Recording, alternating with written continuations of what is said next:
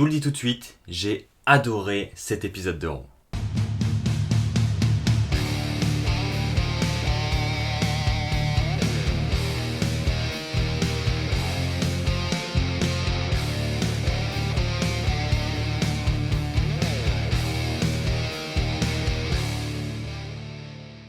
Bonjour à toutes et à tous, j'espère que vous allez tous très bien. On se retrouve pour une nouvelle review de Raw et cette semaine il s'est réellement passé beaucoup de choses du côté de Raw.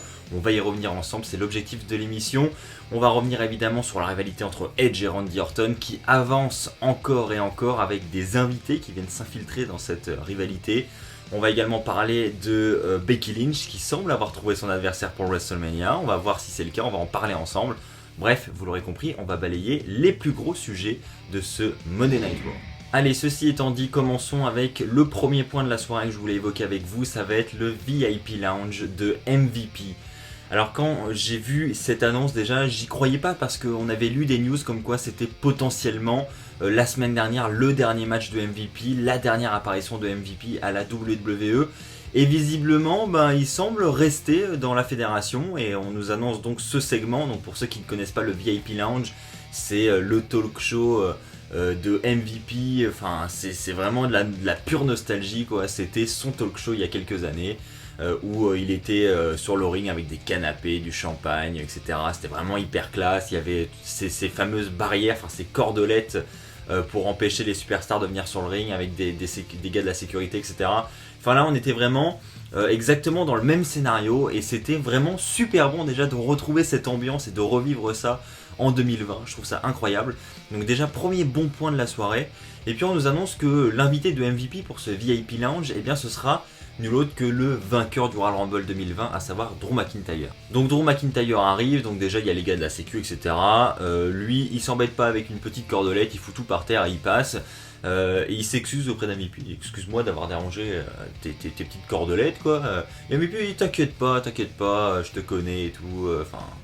lui, ça lui pose pas de problème.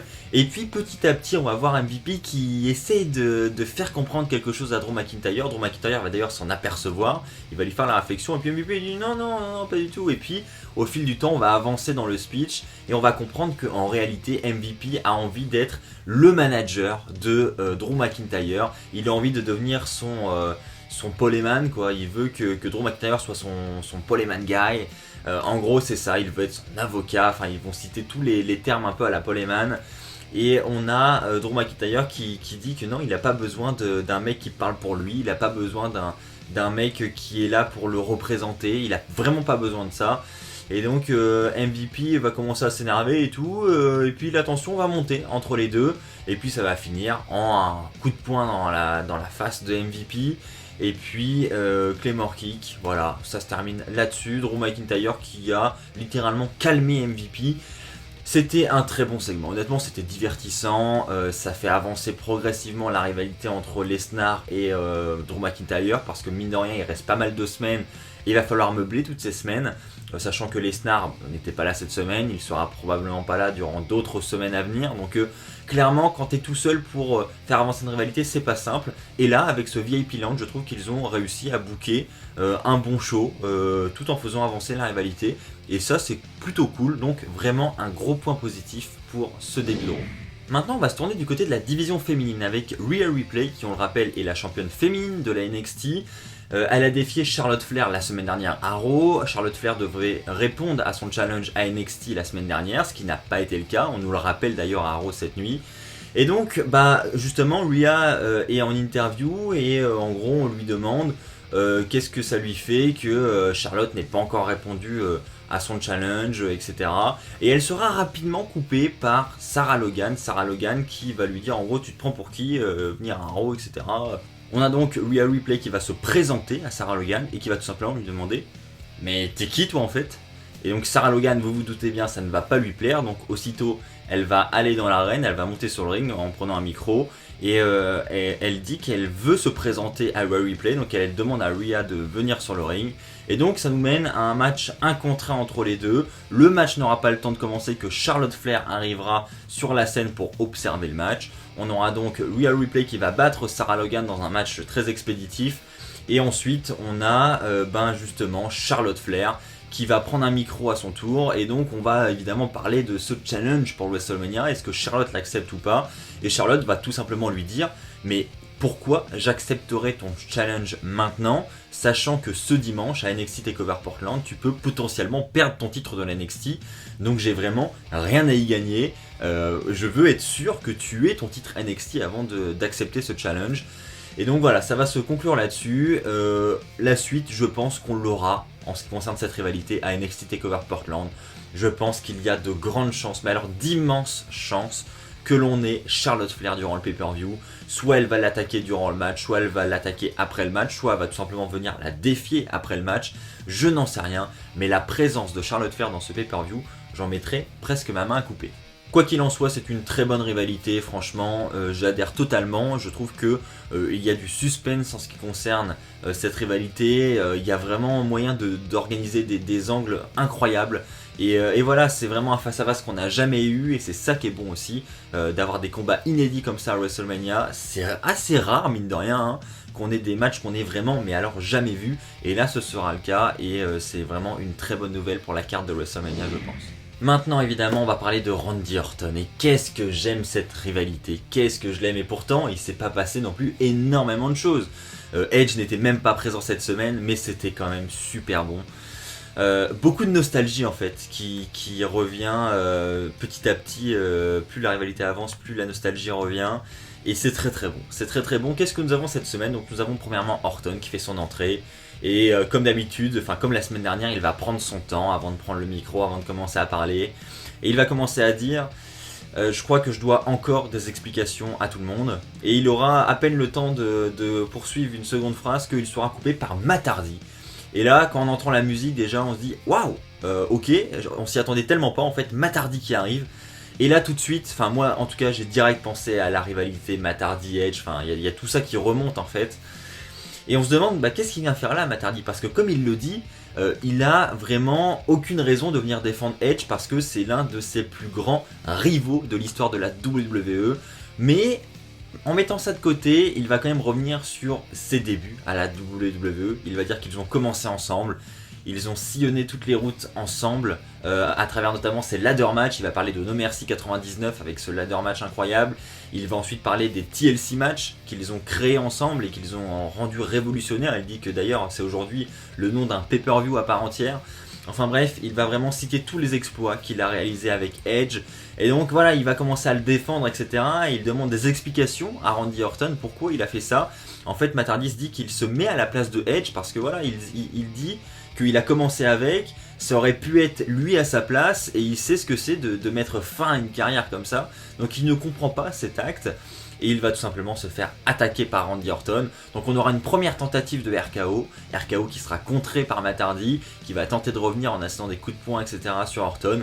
Mais Orton finira par lui asséner un RKO qui mettra Matt Hardy KO, et là on a tout simplement Orton qui va aller chercher 2 chaises et qui va refaire exactement la même chose que ce qu'il a fait à Edge, à savoir le concerto au milieu du ring. Et là on a tout simplement Matt Hardy, mais qui est out, qui est mort au milieu du ring. Honnêtement j'ai adoré ce segment, c'était vraiment très bon, et puis revoir Matt Hardy, enfin c'était super bon. Maintenant je crains une chose, c'est que ce soit la dernière apparition de Matt Hardy à la WWE, parce qu'il y a beaucoup de news en ce qui concerne son départ, etc.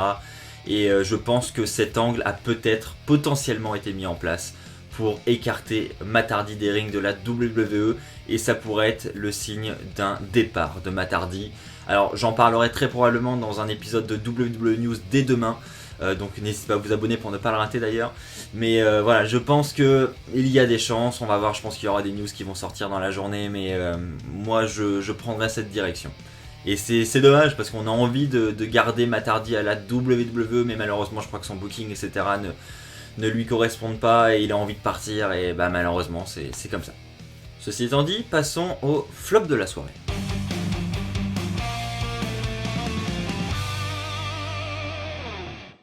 Alors attention, en ce qui concerne le flop de la soirée, c'est pas non plus un immense flop, pour être honnête, j'ai eu du mal à trouver un flop tellement le show, je trouve, était vraiment agréable à regarder cette semaine. En flop de la soirée, je vais mettre le main event, non pas que c'était pas bon, enfin voilà, c'est correct quoi, c'est correct, mais je trouve que c'est hyper répétitif et que voilà, on a créé un nouveau clan avec Rollins, avec Buddy Murphy, avec Murphy pardon, j'ai failli, oui parce que Buddy Murphy a perdu son prénom, il s'appelle désormais officiellement Murphy, autant pour moi, avec les AOP, avec Rollins, c'est très très bon, c'est très très bon ce qu'ils ont mis en place, ils ont un excellent clan qui domineront etc. Maintenant, on n'a pas envie de voir ce clan-là contre le Viking Raiders, Samoa Joe et Kevin Owens indéfiniment. J'ai l'impression que ça dure depuis très longtemps, alors que au final peut-être pas, mais c'est l'impression que j'en ai. Tellement j'ai l'impression de voir la même chose toutes les semaines et ça m'embête. J'ai envie de voir de nouvelles choses, j'ai envie que Rollins parte vers un nouvel adversaire, commence à travailler sa rivalité pour le WrestleMania. J'ai envie de voir quelque chose de nouveau. Et là j'espère réellement que c'est le dernier épisode de cette rivalité et qu'on va passer à autre chose. Parce que voilà, les tag team matchs comme ça, honnêtement, c'est pas la première fois qu'on en a. Et voilà, on a envie de voir autre chose. Donc c'est juste pour ça que je l'ai mis en flop de la soirée, pour le côté répétitif. Mais en aucun cas c'est pour remettre en cause le clan de Rollins qui est vraiment bon et qui je pense peut révolutionner cette année 2020 à la WWE. Mais pour ça, il faut un petit peu de changement, il faut un peu d'innovation. Et pour moi ça n'a pas été le cas cette nuit à Raw. Allez, passons maintenant au top de la soirée.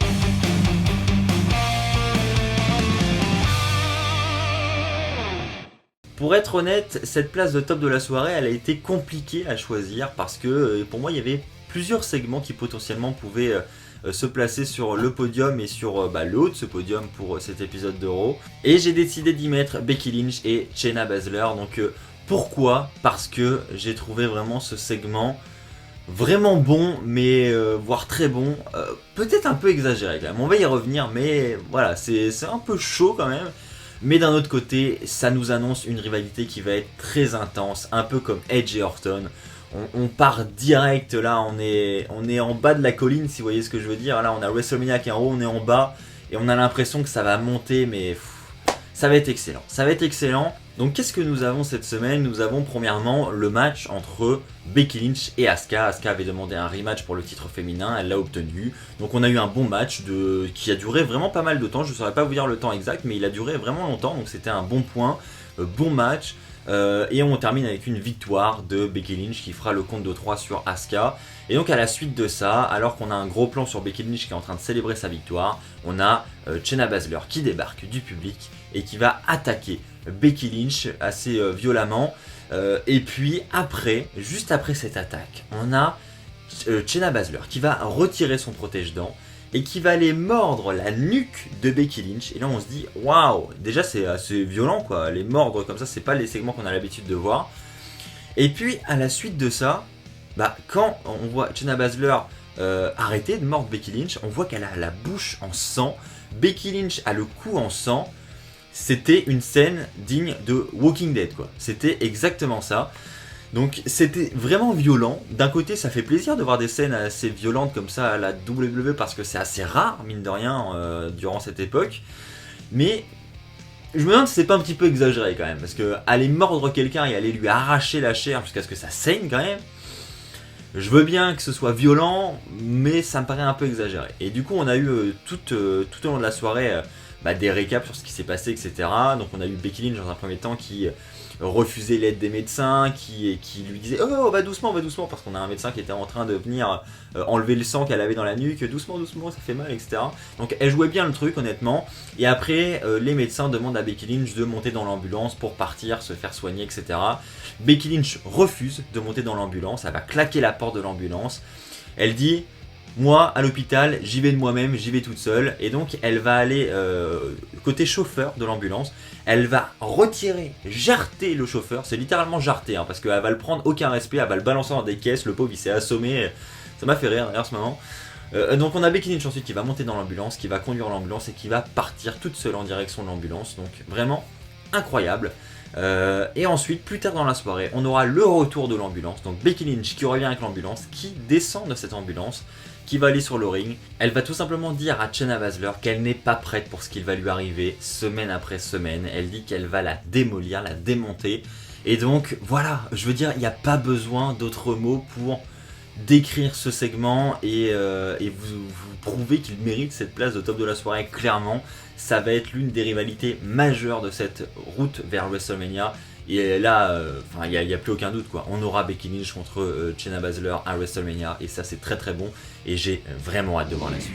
Voilà, c'est ainsi que s'achève cette review de Raw, j'espère sincèrement qu'elle t'a plu, si c'est le cas je t'invite à lâcher un pouce bleu, je t'invite également à t'abonner et à activer la petite cloche pour ne pas rater les prochaines vidéos qui sortiront sur la chaîne, je t'invite également à donner ton avis sur le Raw de cette nuit, c'est très important qu'on partage tous notre avis dans l'espace commentaire juste en dessous qui est fait pour ça, donc allez-y, lâchez-vous, on se retrouve très très vite, d'ici là portez-vous bien et puis n'oubliez pas, soyez toujours très très fiers d'être fan de catch. Allez bye tout le monde.